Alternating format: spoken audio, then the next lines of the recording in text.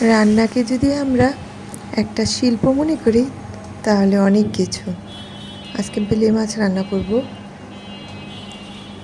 মাছের ভিতর আমি পেঁয়াজ এবং রসুন বাটা দিয়ে দিলাম। এরপরে আমি লবণ দিব পরিমাণ মতো। আধা কেজি মাছের জন্য যেটুকু দরকার লবণ সেটুকুই আমি দিচ্ছি। এরপর মরিচের গুঁড়া দেব, সেটাও পরিমাণ মতো। 1.5 চামচ মরিচের গুঁড়া এবং 1 চামচের মতো হলুদের গুঁড়া।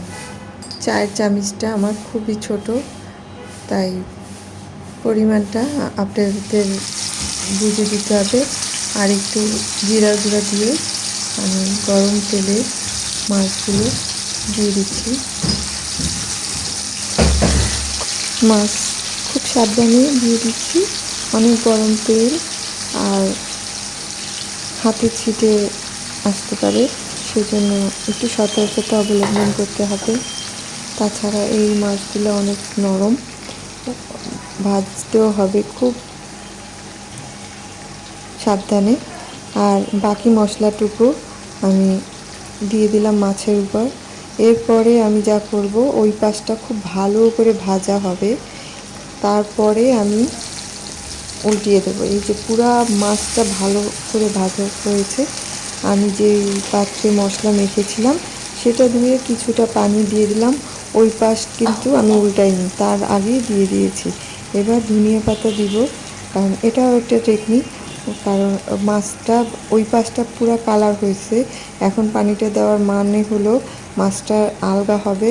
আমি আস্তে করে কিছুক্ষণ ঢেকে পরবর্তীতে উল্টিয়ে ওই পাশটা আমি লাল লাল করে ভেজে নেব। এটা হচ্ছে বেলে মাছ ভাজার বা নরম প্রকৃতির মাছ ভাজার একটা টেকনিক। এক পাশ ভাজা হয়ে গেলে তারপরে আমি পানি দিয়ে কিছুক্ষণ রান্না করলেই ওই পাশটা ছুটে যাবে। এতে কি হবে, আমি খুব সহজেই মাছটা উল্টাতে পারবো এবং মাছটা ভাঙবে না। এই সব টেকনিকগুলো অ্যাপ্লাই করলে অতি সহজে যে ধরনের মাছ হোক না কেন, নরম হোক যাই হোক, আপনি ইজিভাবে মাছটা ভেজে সুন্দরভাবে আস্তে আস্তে রাখতে পারবেন। এক্ষেত্রে আমি কিন্তু পোয়া মাছ এবং বেলে মাছ এই টাইপের মাছগুলোতে আমি এক পাশ ভেজে লাল করে না উল্টিয়ে পানি দিয়ে তারপর উল্টাই। এই যে এই পাশ দেখুন কি সুন্দর কালার আসছে। এখন আমি অপর সাইড কালার করছি, পানিটা টানিয়ে মশলাটা শুকনো শুকনো করব, যাতে ওই পাশটা একটু দাগ লেগে যায়, মানে ভাজা হয়ে যায়।